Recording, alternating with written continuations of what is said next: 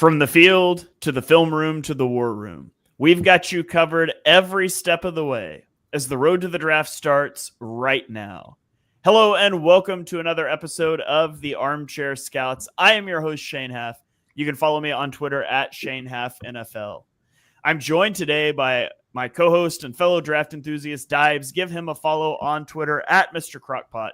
Be sure to check out his podcast, Party on Broad. Dives, how are you doing today? Doing well, man. We had a great reaction to our previous show, breaking down our favorite first-round targets for the Philadelphia Eagles. Today, we're going to do a more general take on the quarterback class. It's not going to be as exciting, I think, but let's do this. Yeah, so according to Dives, this show is going to suck. We don't even know why you're watching. Did I get that about right there, Dives? Pretty much. By the way, as I said on Birds of the Round Table, I would take Tanner McKee over 90% of the guys we're talking about here. All right. Well, we'll dive into it here momentarily. Also joined by his co-host on Party on Broad. It's Ryan. Give him a follow on Twitter at Philly Sports PSA. Ryan, how you doing? Yeah, well, after that great introduction to the quarterback class, I mean, geez, let's dive into not only one of the least important positions for the Eagles standpoint, but as I said, just unfortunately not the greatest classes that we've ever seen as a whole. So, but still, we got to talk about them, and we're going to do all that tonight. I mean, you guys are, if you're watching draft content in mid-February, you're draft sickos. You want to know about these guys, even if the Eagles aren't going to draft them. And so that's what we're here to do. We're going to break down every single position group in the draft by the time we get there. And last but not least, here we're joined by Mark Henry Jr. Give him a follow on Twitter at Mark Henry Jr. _ Be sure to check out his Tough Cover radio show every Saturday. Mark, how you doing? I am banged up. I'm finally feeling the after effects of the parade from sickness. I think being around a million people probably, but excited to get into these position rankings. Maybe not the most exciting one first here, but I've been saying that I hate this draft class, and it's probably in relation to this position. Yeah. All right. Well, let's dive into it, guys. We're going to give you our top 5 quarterbacks. We're going 5-1 here. So we'll save a little bit of suspense for the end. And so let's dive in here at number 5. Ryan, who do you have at number 5? Oh, was not expecting you to go to me. Dive. No. You already called on me. I'm going to go with Will Howard here. And I know this may not be the most popular selection to throw in the top 5 here, and I know this is Dives' favorite guy, but honestly, just like Jalen Hurts, this guy played his heart out when it mattered the most in the college football playoffs. Again, he kind of gets a little inconsistent at times, especially with his mechanics and his ball placement, but again, when he is on, he absolutely has such great arm strength, really has a nice placement, and just has the size that you would want for a professional quarterback. And most importantly, and always has been to me, the man seems to know how to win and how to lead. And those are qualities that I think, unfortunately, not a lot of people, carry these days. And that says a lot to me about Will Howard. He obviously is physically gifted. And, again, like I said, he led that Ohio State team, a team that was all but written off after the Michigan loss. And he just beat everybody that they said that he couldn't. But yeah, mechanically speaking, though, again, like I said, a little inconsistency, but man, when he is on, he really does show good skills. He has good, vision, good anticipation, good kind of mental reps. And I think, it might be a slow kind of build in the NFL, but I think with, the right coaching, I think he could develop into a really nice professional at the next level. All right. And Mark, you also had Will Howard number 5. He was outside Dibes and I's top 5. So do you have anything that you want to add in on Howard? Yeah, I just think you look at what he did in that playoff run, and I feel like I'm catching myself kind of maybe being way too high on every Ohio State guy that performed so well in that playoff run. But he made a couple throws in that national championship that were layered throws that I didn't really know that he had the capability of making. When you talk about him, you talk about kind of the size and the mobility generally, and what he can do as a thrower sometimes can kind of be secondary. And he had the dudes at Ohio State that kind of, you didn't know if he was throwing anybody open really. When you have to throw to Jeremiah Smith and Egbuka, they're going to be open most of the time. So, but in that natty, I really did feel like he was picking apart a defense that had been really good in the playoffs leading up to that in Notre Dame. And Ohio State obviously had a way higher caliber of athlete than Notre Dame, but even still, I just think when you're talking about after the top 4 guys in this class, I think you're talking about probably just who's the most ready right now. And I would take Will Howard over any of the other guys outside of my top 4 in terms of who I think could step in and be a competent backup right away. Yeah, I have a question for you guys on Howard. So I mean, he's an older prospect. He'll be 24 before his rookie season starts. I wonder. I mean, so were Jaden Daniels and Bo Nix last year. They both had good rookie seasons.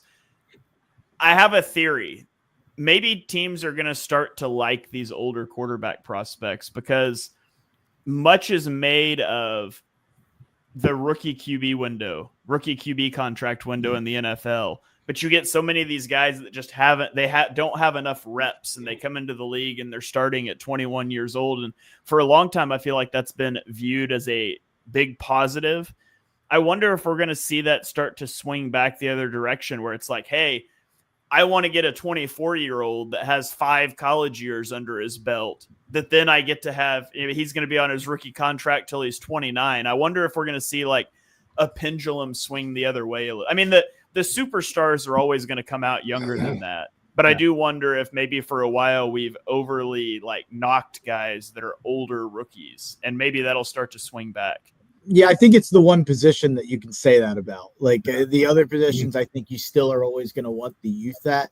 But I do think that quarterback position, when you get more tape on them, you get to see the problems more than the good things, honestly. So I think the more tape you get on the non-elite guys, that's probably what's going to win out. I don't know if that's the Bo Nix rule or if it's the Malik Willis rule. I don't know which way you could go. Or the Anthony Richardson rule, where the guy's so freaking raw and then it just blows up in your face. Well, I mean, listen, think about it the way the NFL was 20 plus years ago. You draft a guy, and even if you drafted him in the first round, he probably wasn't even playing. And you had them sit, you had them wait. Players played a lot longer in college even back then, and players certainly could develop at their own rate. Now it's oh, hey, we got to get them in there, boom, boom, boom. We need results right away. And I think there needs to be some sort of medium between both kind of sets to kind of figure out what guys might have it, what guys might not, what guys might need a little bit more time, and what guys, are flying right out the door. So, and theoretically, like that's what you want as an NFL franchise. You want to have your main position groups kind of settled, your trenches settled, and then you go get a quarterback that's ready to go, and you have a window, a 4 or 5 year window to let's get this thing done. So ideally, like that's logical. Yeah. All right. I that was just something that I thought about as I was thinking about Will Howard and how he kind of slots in. He was QB6 for me, by the way, just missed my top 5. But let's get up. My number 5 is Riley Leonard from Notre Dame, and he's number 4 for Dibes. We'll throw over to Dibes here in a second. So Riley Leonard is 3-star recruit who was actually more well known as a basketball player in high school. He earned a spot on Alabama's Super All-State basketball team.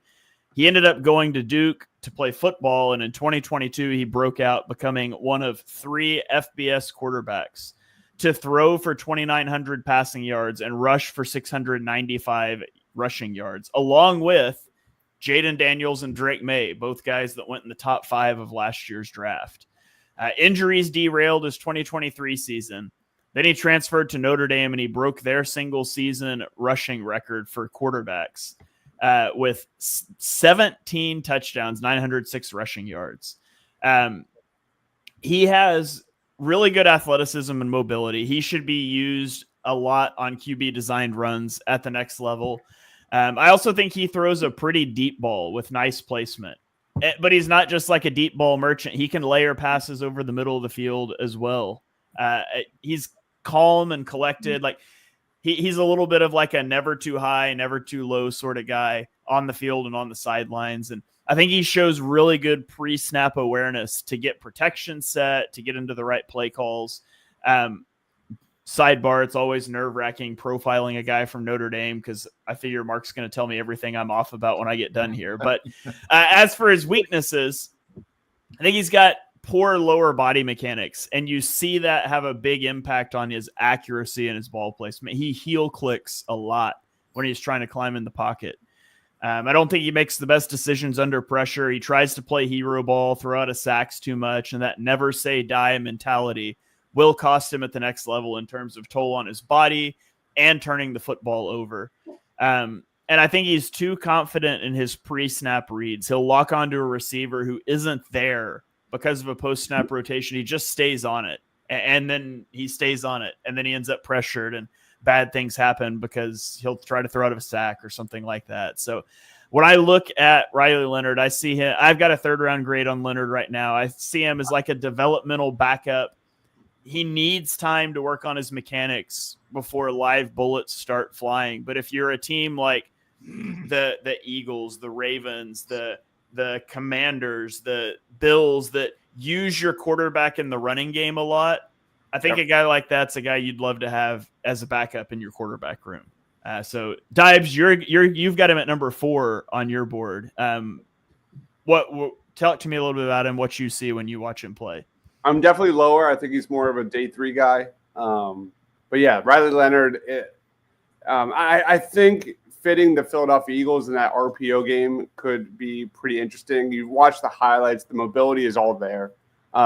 He adds an extra dimension with that mobility to, extend plays, pick up extra yards, get into contact, pick up first downs. You talk about the passing. He can definitely layer the ball. He can definitely hit tight windows. And he has nice velocity on the ball. And there are a good chunk of negatives. He's got to be more consistent, especially when it comes to processing, pocket management, poise under pressure. That's a big area for growth, especially when it comes to his inconsistency as a processor. His accuracy tends to kind of go up and down. Like you said, Shane, the mechanics are wonky, and he's going to need a lot of work before his first NFL game. But overall, I like the tools. I'm not going to lie. I'm a big fan of this guy as a 3rd round, as a day 3 developmental prospect. I think he would fit best in kind of a team that wants to run a lot of RPOs, a Kellen Moore offense that wants to go horizontal, get the pocket moving. I think he's got terrific value on day 3. If he's there, I would love the Eagles to snag him and kind of back up Tanner McKee after we move Kenny Pickett and get a round 4 draft pick.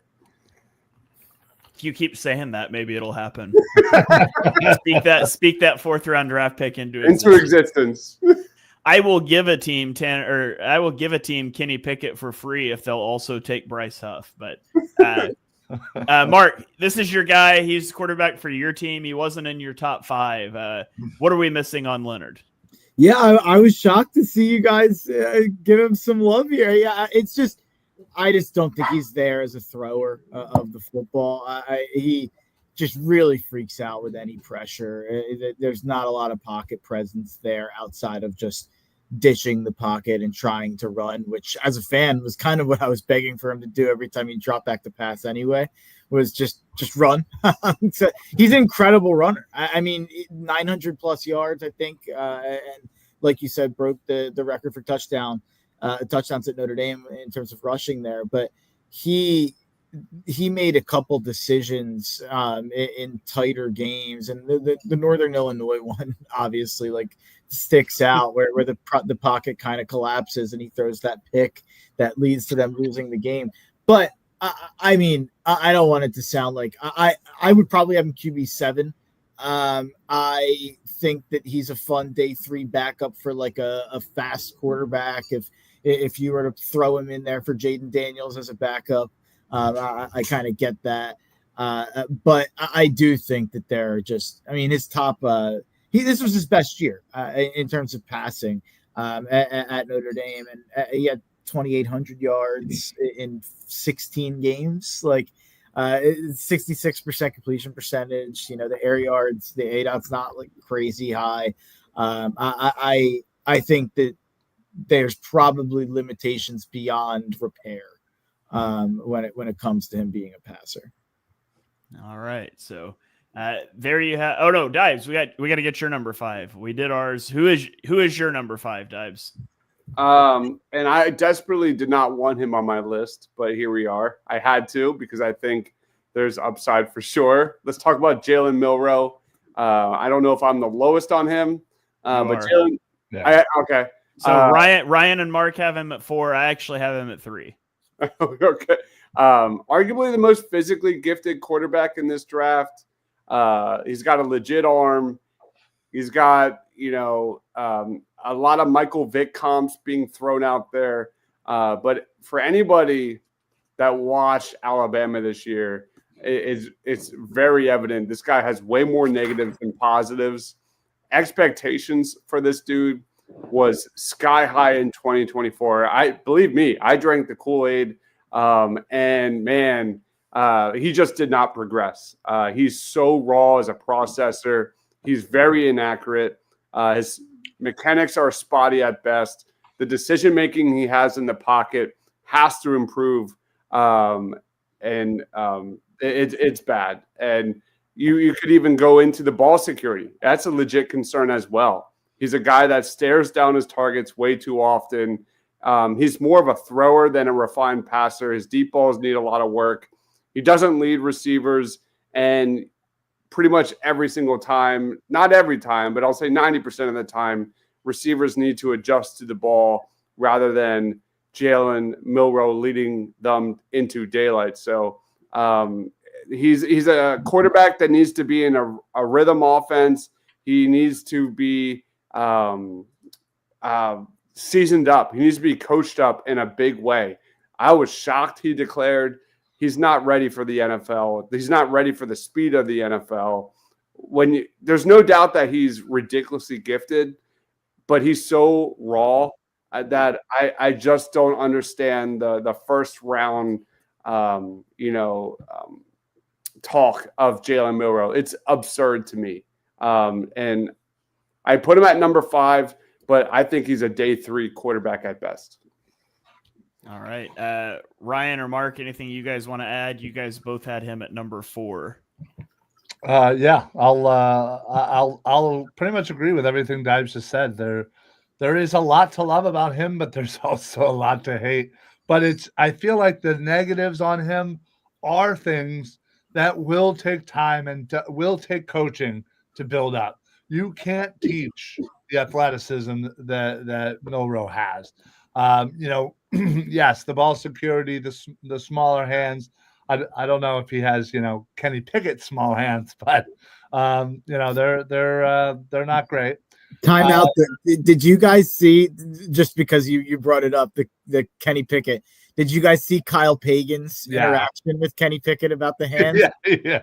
That was pretty funny. He wanted to do this like bit because there was some post where Kyle had looked like he had small hands, and Pickett wasn't about it. Shocking. Yeah, Kyle took a picture at the Hard Rock after the whole thing happened, and the way that the picture happened, like his hands looked really, really small. So everybody was calling him Kenny Pickett. and he was trying to go up to Kenny to talk to him about it, and he said he kind of got like word vomit, and he just spit out like, I took a picture and my hands were small and people were calling me Kenny Pickett. Can we take a picture comparing? And Kenny was like, no, bro. Yeah. It was pretty funny. Listen, I think Milroe definitely has an ability to be a good quarterback down the road. He just needs a lot of help. And Dive said it perfectly. It kind of would make more sense for him to jump back in for his last year. He seems to be a slow processor. Obviously, if you saw the Senior Bowl, there were a few moments there where it just looked like he was kind of deer in headlights. And yeah, I don't know. It's hard because on one hand, you see all the athleticism, and then on the other hand, you kind of just see these, inaccuracy and ball security problems. So Shane made a comparison in the group chat that I wanted to like fly to Oklahoma and fight Shane about. But I will say that if Jalen Milroe gets drafted in the first 64 picks, he owes Jalen Hurts like a gift basket 100%. Because I do think if Jalen Hurts hadn't had the success in his career that he has had, you probably wouldn't be seeing people try to hype Jalen Milroe up the way that they do. And obviously the comparisons, size wise, I think makes sense, and play style wise in some capacities. And he's a guy who can throw a pretty deep ball and can run really well. So I understand kind of the bare bones comparison. He's kind of like if Jalen Hurts never went to Oklahoma and like learned how to play modern football. I guess like it does feel like Jalen leveled up when he went from Alabama to Lincoln Riley's system at Oklahoma, which was obviously spitting out Heisman #1 picks at the time. And I think he leveled up. Maybe if Milroe would have went to that scenario, I don't know what that would have been. Or, obviously it's interesting. His first year as a starter at Bama, he really struggled early in the year. And then Tommy Rees, who was Notre Dame's offensive coordinator, who left for Bama, really kind of figured out an interesting kind of game plan for him the last, I'd say, half or 2 quarters or 3 quarters of that season. And it was just a steady diet of quarterback run and deep balls. They basically just like cut out all the short and intermediate stuff. And they throw screens and things like that, but they kind of cut out a lot of the stuff that he wasn't that good at. And they did a great job. And then he loses that. Tommy Rees goes to the NFL, Nick Saban leaves, and they hire Kalen DeBoer. And he did regress in a lot of those ways. So maybe there's an argument that in the right system, maybe there is some Jalen Hurts untapped potential in there. I think the people, like, we've watched him play on some huge stages, so maybe we overrate the negatives sometimes because he had such high expectations, and it's championship or bust, win every game or bust. But he definitely showed up flat in some big moments. The Auburn game was one that I think of, the Michigan game, the bowl game where Michigan's backups are out there and Jalen Milroe couldn't get anything going. Those are games I think of. But an interesting kind of a thought I had about Milroe, and a team that's kind of laying in the weeds in the quarterback market in general is Indy, and what's going to happen with Anthony Richardson. It would be interesting to see if you're going to give Milroe to anybody to make it work. The guy who made Jalen Hurts work first in Shane Steichen is probably the guy you want to try it with. So maybe, I don't know if that's kind of doubling down on the same problems. Shane Steichen's probably like, please just give me a passer. Yeah. I don't.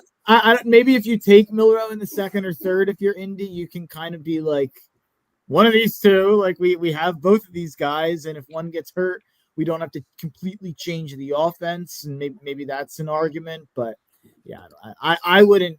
I mean, I probably had Milroe. I have my top 100 sitting over there. I should have it next to me. I think he's in the 70s or 80s. Yeah, so I've got a second round grade on Milroe.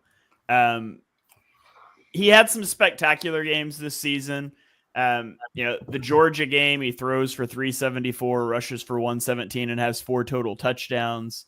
He rushes for 185 and 4 touchdowns against LSU, but he's got some real clunkers too. I mean, 11 to 26 with 3 interceptions against OU, 50% completion with 5 sacks against Michigan. And those are 2 of the last 3 games of the year. And so he's stumbling into the process.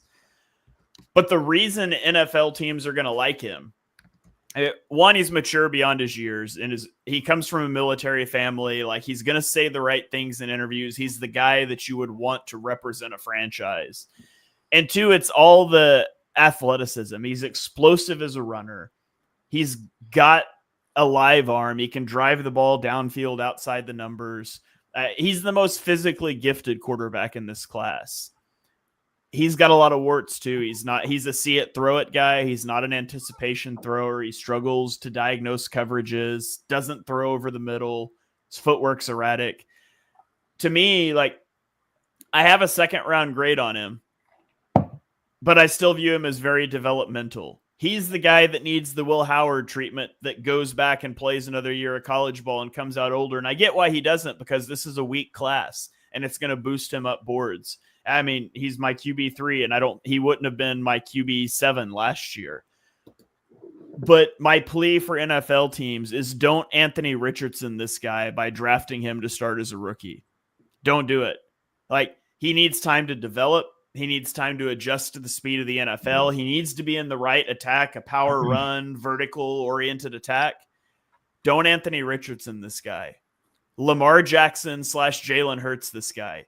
Draft him, not to come in and start right away. Develop him as a backup, and then ease him into the game, and that's what's going to see success for him. Like, in an ideal scenario, maybe he starts like the final 3 or 4 weeks of a season in his rookie year to give him some live game reps heading into an offseason. But this is not a guy that you want to start early in his rookie season whatsoever. And at the Senior Bowl, he was extremely erratic. All the inaccuracies were on full display. He would look great on one play and then completely whiff on the next. But make no mistake, I expect this guy to turn a lot of heads at the combine. He's going to blow away some measurables. I just don't want to be the team that takes him in the 1st or 2nd round. I feel that way about every quarterback. Like, I just wouldn't want to be the GM that's like, this is my guy. I'm rubber stamping this guy as the guy that I'm kind of going in on. It's not that draft. And I will just say to Brandon's comment, Hurts college resume greater than Milrose. That's absolutely like a no-brainer if you include the Oklahoma year. If you take Jalen, they're both Jalen.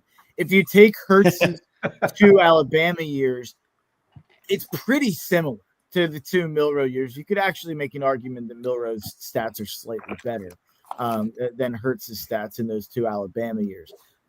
But like I said, the Oklahoma years, would Jalen Hurts have been drafted coming out of Alabama without going to Oklahoma if he would have stayed and been to his backup? Like, is he like a 5th or a 6th round pick? Like, I don't think he's a day 2 pick for sure. No, he would have. I think he's a day 3 guy.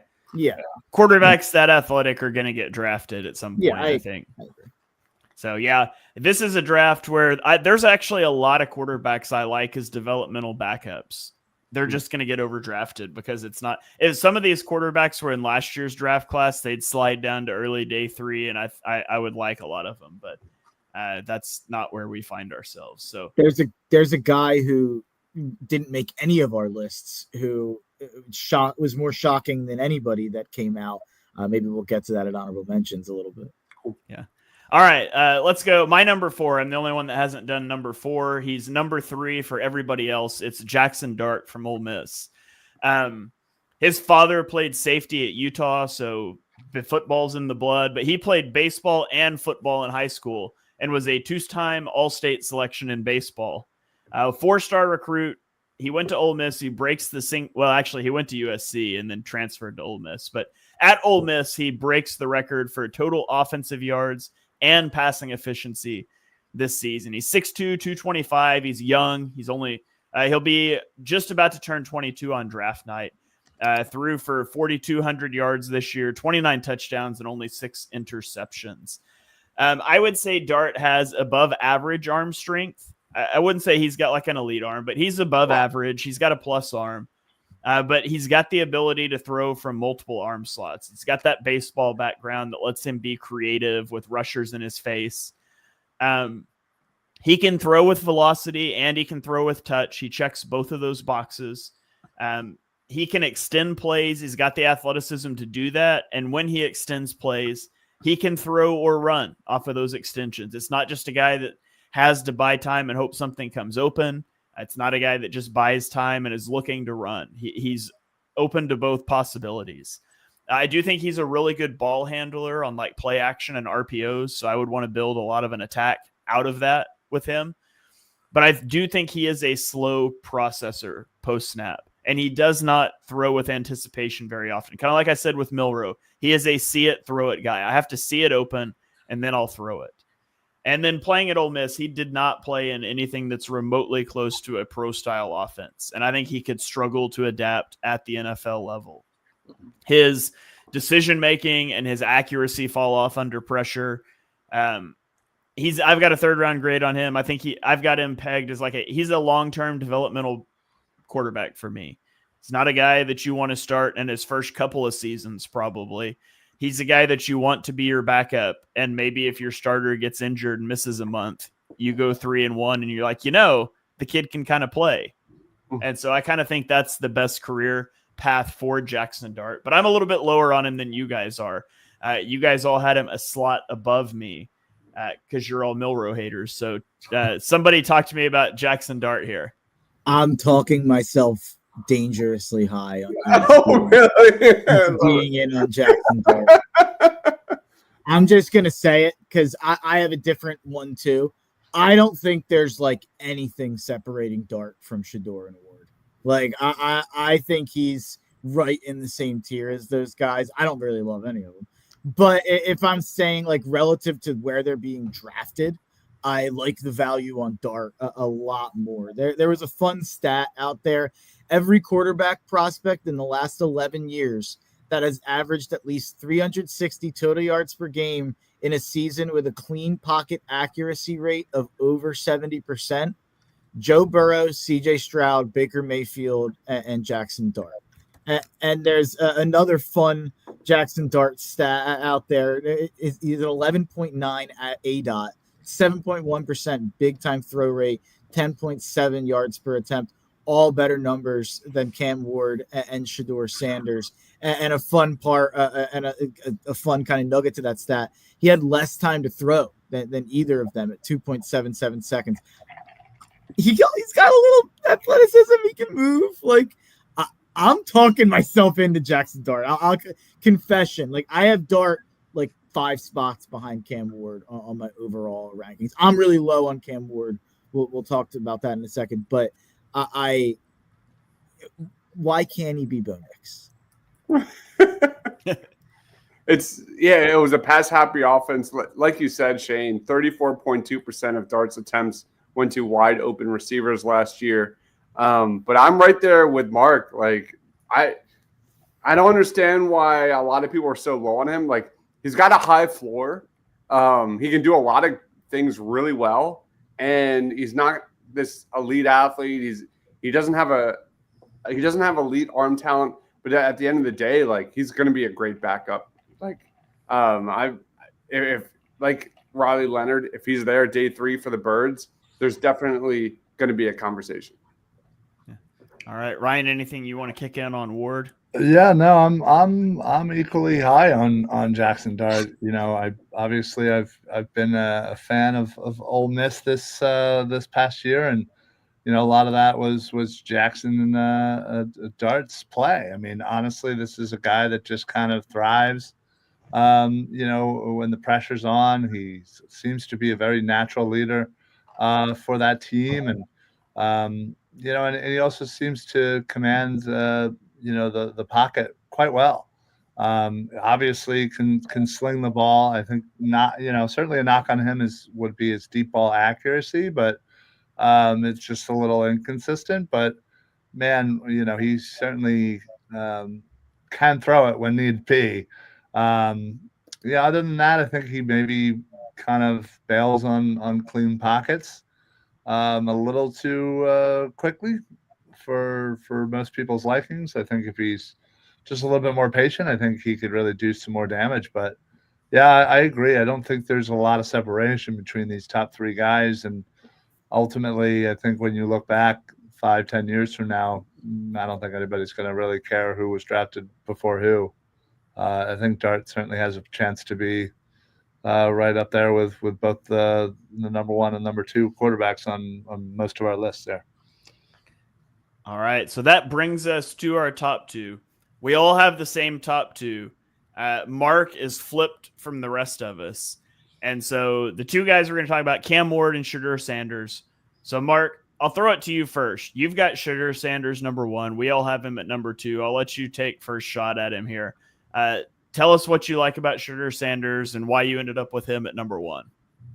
Yeah, I think it's probably more about Cam Ward than Shedeur on why Shedeur is number one and over Ward. But I think it can't be forgotten like how brutal that situation is at Colorado around Shedeur. And I know Travis Hunter was playing receiver.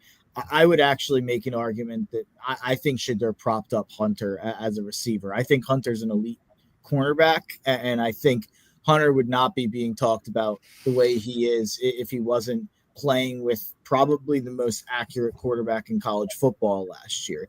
He has his warts for sure. I think it'll be really interesting to see how, if he even does, if he grades out at the combine or the pro day, who knows how fake his pro day will be, but it'll be really interesting to see how he grades out athletically because there's definitely some concerns with his pocket awareness and, his speed out of the pocket, how quick he is to get out of the pocket. There's part of me that is choosing to believe that he was playing behind like one of the worst offensive lines in the entire Power 4 and Power 5 the year before that. So I think that I'm choosing to kind of excuse some of those pocket concerns because he can make throws that I think nobody in this class can. I do think if you're talking about the highest level thrower, I think it's by far Shedeur, just in terms of his ability to fit things in tight window, his ability to kind of make throws on the back foot, make throws kind of pedaling to the left, pedaling to the right. I think that he is a deadly, deadly accurate passer. It's a shame he's not like a smidge more athletic, or else I'd be all in. Like if he was just a guy who had a little bit more rushing ability as to kind of on third downs or even kind of for read options or RPOs, then I think this would be, a legitimate number one pick. But as it is, I still think I think I had him 32nd or something like that on my top 100 that I did today. So he's technically one of the top 32 players. He won't have a first round grade from me technically.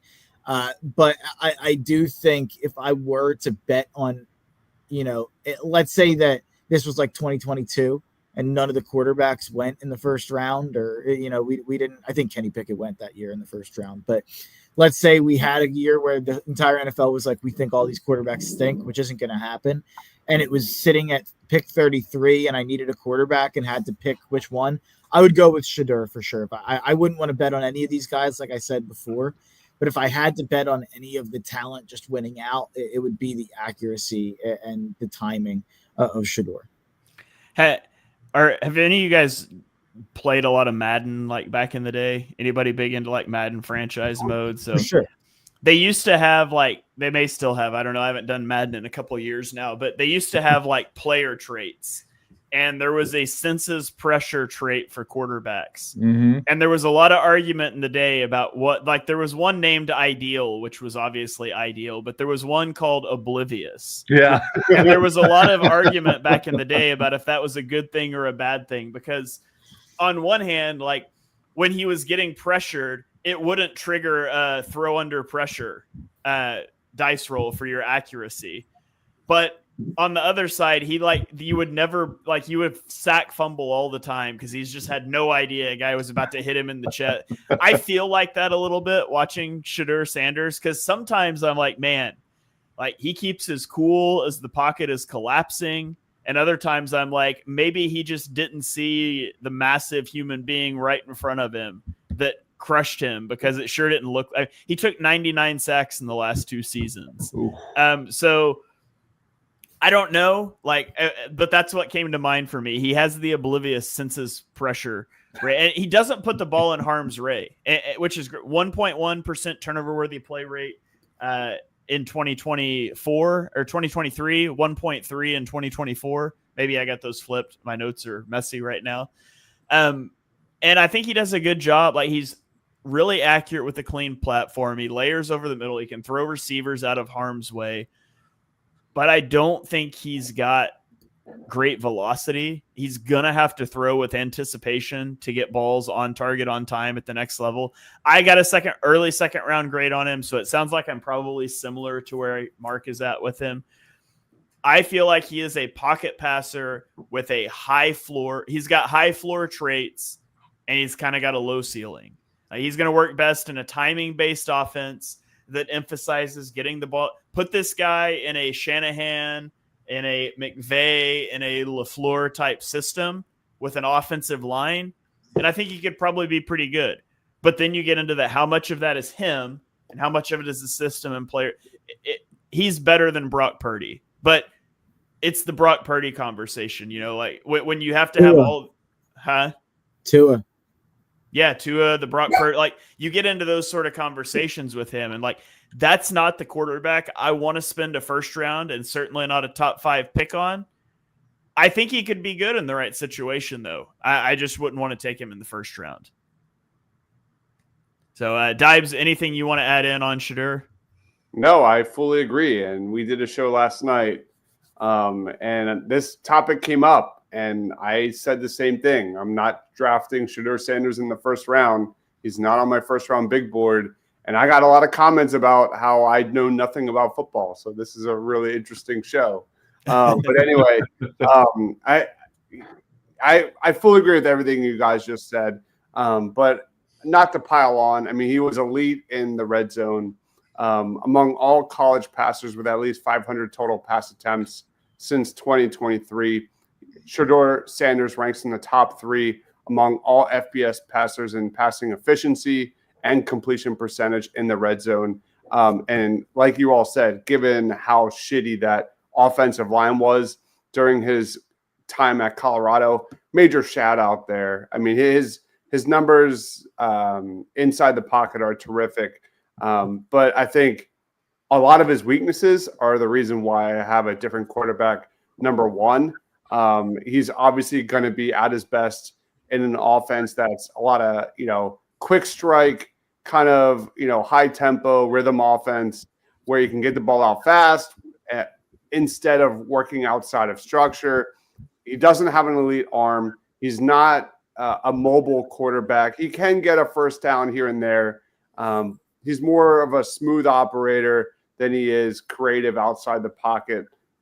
So for me, I think he's more of a day 2 guy, a West Coast offense quarterback.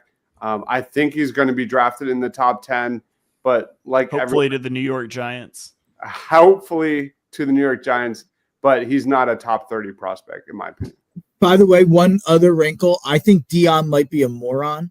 So if you're factoring in how he was coached in college, he had an offensive coordinator get fired halfway through his first year at Colorado.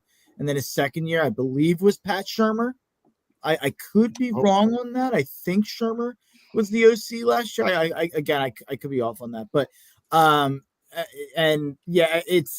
I don't necessarily think that he was in the best situation to succeed. I think everything Shedeur did in college was on his own accord. And then something else that there is to say, he did play 2 years at Jackson State before the Colorado year. So he's a 4-year full-time starter. He's taken 4 years of snaps. Now, if you want to say 2 years of those are out in the SWAC at a lower level, that's fine. But I think that he kind of justified that when he put up like the exact same numbers when he went to Colorado that he did at Jackson State. So reps are still reps. Yeah, for sure. Yeah.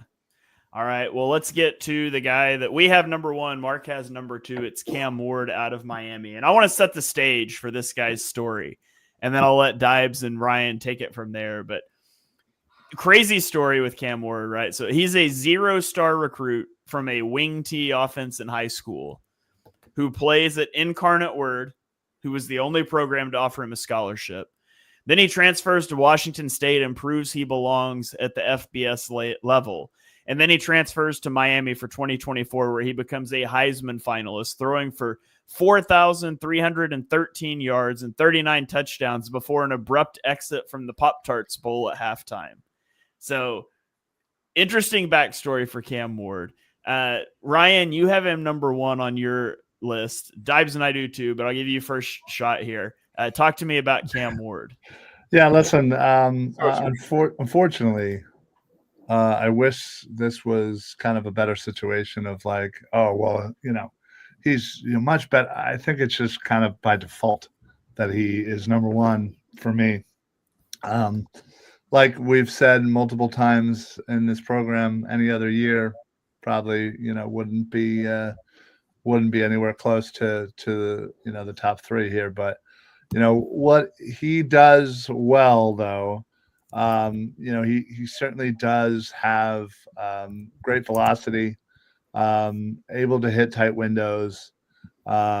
Maybe sometimes that he shouldn't even be trying, but still, he can improvise with some of the best of them, and he certainly has shown improvement in processing what the defense gives him. Great short and intermediate accuracy.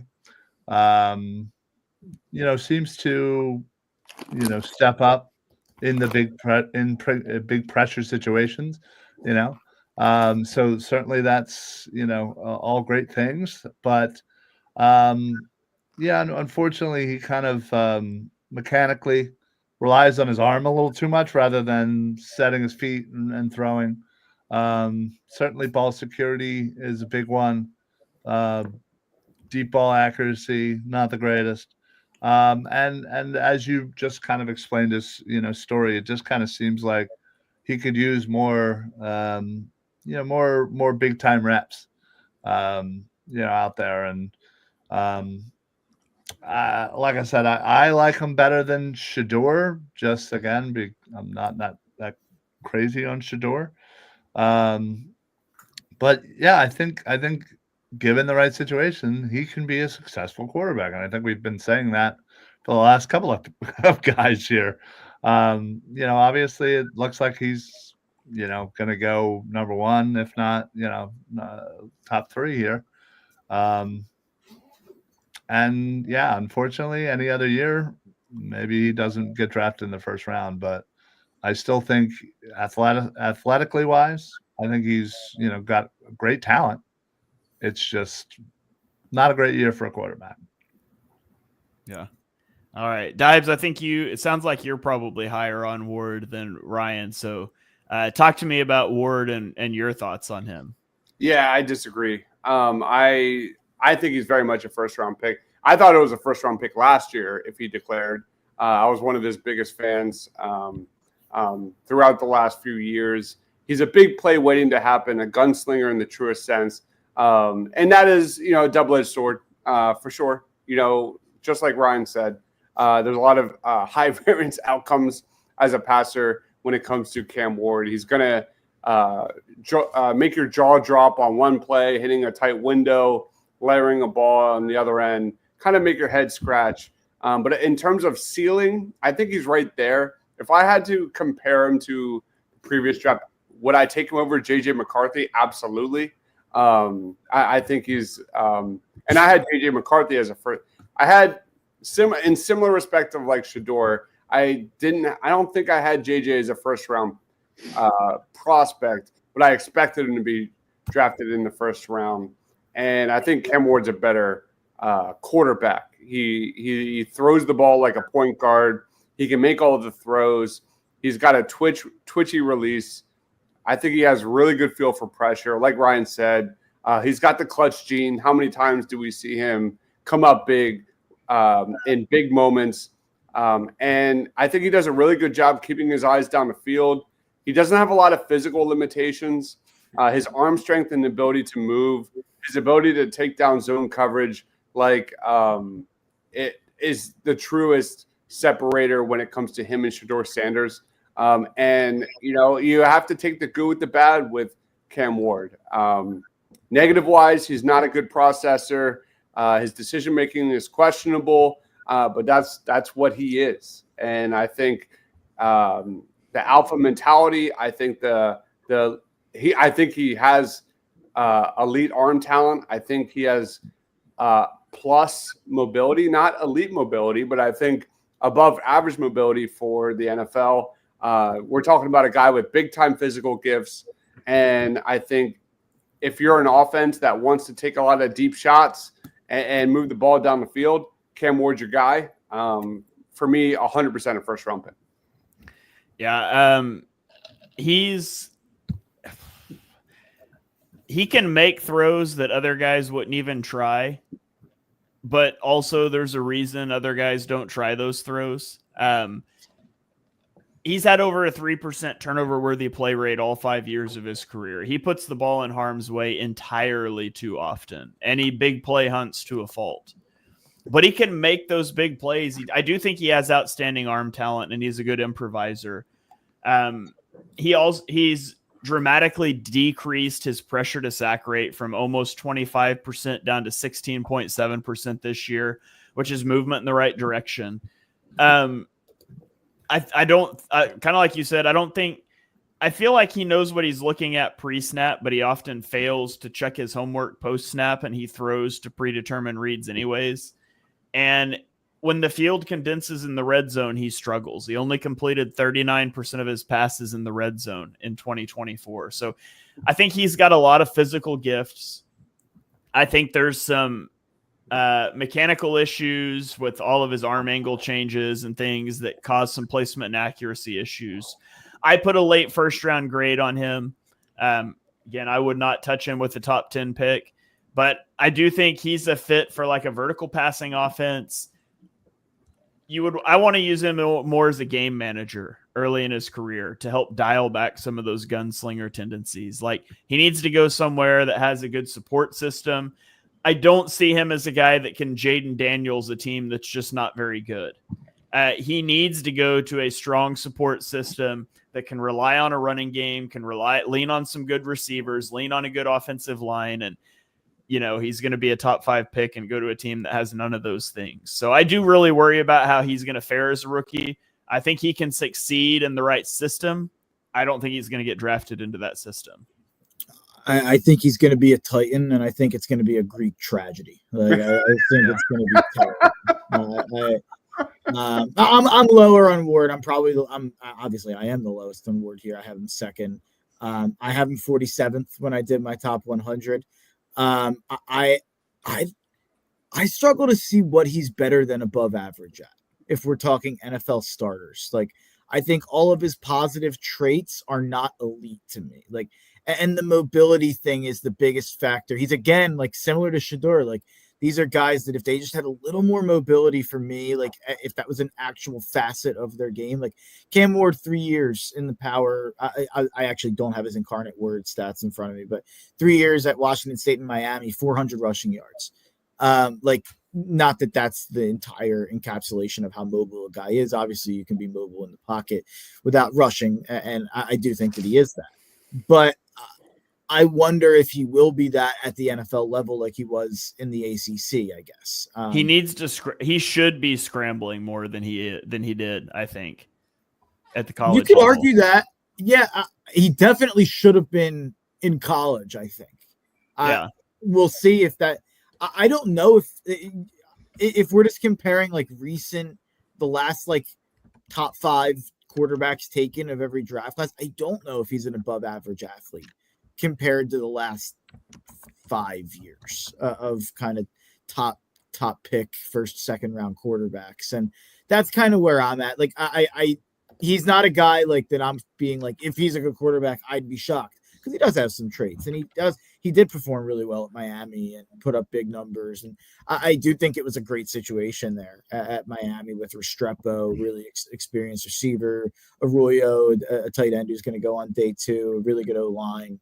I do think Cam Ward, there are scenarios that I think Cam Ward could succeed in. I don't think the Tennessee Titans are one of them. I was doing draft needs today, working on some draft needs for teams pre-free agency, and I just almost listed every position for the Titans. Like I was going in, I don't know what position the Titans are like we're set. Yeah. This isn't a Titans podcast, but thankfully. Yeah, I'm glad this isn't a Titans podcast. So there you have it, guys. Our 5-1s. I guess I can go 1-5 now. I have Cam Ward at 1, Shedeur Sanders 2, Jalen Milroe 3, Jackson Dart 4, and Riley Leonard 5. Mark goes Shedeur Sanders, Cam Ward, Jackson Dart, Jalen Milroe, Will Howard. Dibes went Cam Ward, Shedeur Sanders, Jackson Dart, Riley Leonard, Jalen Milroe. And Ryan has Cam Ward, Shedeur Sanders, Jackson Dart, Jalen Milroe, and Will Howard. So there you have it, guys. That is our top 5 quarterbacks. I'm going to be honest, I didn't expect our quarterback rankings to be 56 minutes long. But here we are talking about this class. Going to be interesting to see how long some of our other ones are when we get into some better position groups. But that is going to about do it for. I guess I'd ask quickly: does anybody have anybody they want to shout out, an honorable mention, a guy you just wanted to throw his name out that did not make your top 5? Quinn Ewers is in my top 100. I'm embarrassed to like admit that publicly on the internet. But he's like just behind Will Howard for me. I do think he's pretty accurate, like especially on short and intermediate throws. Like I think if you got him as a backup in like a West Coast system, he could step in and be competent and admirable. Like I don't know. I don't think he's anything special. He's not going to be someone you ever want to be your like, franchise quarterback or starter. But I think there's enough traits. He's been successful at a high enough level. Taking 2 teams in a row to the playoff. It's worth it. I Quinn Ewers and Dylan Gabriel are both sad that Sean Payton drafted Bo Nix last year. Yeah. Because both of those are like point guard style guys that Sean Payton could definitely work with. So they're both really sad that Bo Nix worked out for the Broncos. I guess Curtis Rourke is a guy that maybe could turn some heads. He's got great size. He tore his ACL, so that's a major concern. But he's got some pocket presence. He's got a big-time arm. There's no doubt. We'll see what he's got when he transitions to the NFL. Keep an eye on Curtis Rourke. All right. Anybody you want to shout out, Ryan, or are you good to go? I was going to say I have yours pretty high, and Rourke pretty high as well. So they're all in my top 10 for sure. I always have a guy that I'm like, this guy should not get drafted, and I feel like he usually does get drafted. That guy this year, Graham Mertz, should not be drafted. That guy's a statue. There's no chance Graham Mertz is ever starting a game in the NFL and having a modicum of success. Like, do not draft Graham Mertz. Don't waste the draft. Who was the guy with paper mache knees that you really loved that the Eagles got a few years ago? Well, we don't bring up my failures. Carson Strong. But to be fair, that's a health issue. I'm not a doctor. Yeah. I will say it's fun to like go back to my quarterback notes when literally 50% of my top quarterbacks return to school. So it's just a wild year for quarterback. I guess real quick, do we want to just say where Shedeur and Ward would be last year on our lists? Because Ward for me would be QB7. I would have had all 6 ahead because I had Bo Nix 6. I think I would have had Nix ahead of Ward. Shedeur is hard for me to figure out. Penix and Shedeur, there are some similarities. I think you could point at, but the difference is I think Shador has maybe some off the field stuff that people are concerned about, whereas Penix has the terrible knees situation that people were concerned about. I think so they it's hard would. to compare. I think they would slot in back to back for me between McCarthy and Penix, so they'd be my 5 and 6 last year. Also, I just wouldn't touch Shador with a 10-foot pole because of who his dad is and some of that stuff surrounding that. But that's a whole separate thing. Like, I can evaluate him as a player and also say I probably just wouldn't take him as a quarterback. I feel like I'm almost looking at it. Maybe I'm an idiot. I feel like I'm almost looking at it the opposite way, where I'm like, get him out of Deion's clutches. Like, get him in like a normal NFL building with like a normal offensive staff where he's not running the entire system himself and dictating everything. And maybe that will be what happens anyway. And that's what you're concerned about. I know that. But Deion's still coaching a college team. Like, I have to imagine Deion's going to be busy. Like, if Shador's in the NFL, like, he can't be just like following around the NFL team and harassing them. So I'm almost looking at it like, I think Deion coaching him was a problem for his development, and I'm like excited to see if he can develop further once he gets into a normal situation. Yeah, but I think I would have had him QB4, Shador, and Ward. I have obviously the big three from last year. I would put Cam Ward above JJ McCarthy as my QB4. I'll be honest. I whiffed on Bo Nix. I did not see that coming. I'd probably put Shador after Penix. I was a big Michael Penix guy. You were. Yeah, that sounds about right. That sounds about right for me too.